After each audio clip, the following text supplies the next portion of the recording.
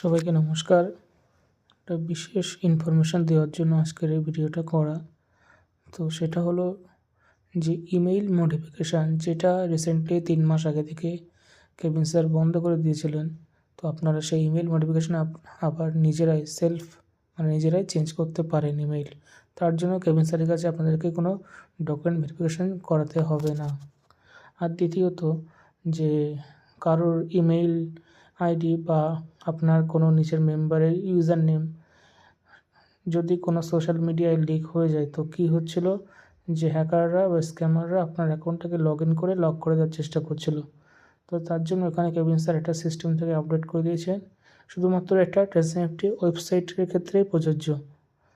ট্রেসিএমএফটি website থেকে যদি আপনি আমার অ্যাকাউন্টটা লগ ইন করেন, তাহলে এখানে মাই পেজে চলে আসলে লগ ইন করার পর দেখবেন যে আপনার এখানে কিন্তু ইউজার নেম আর ইউআইডি কনফিডেন্সিয়াল বা হাইডও করা আছে।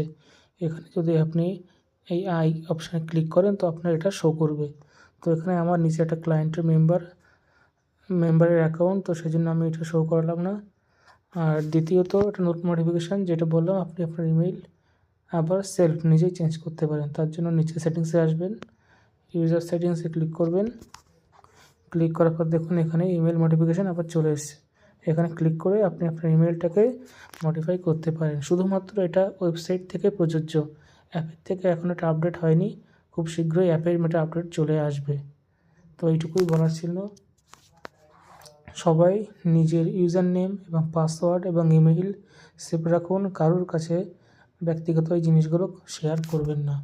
ধন্যবাদ।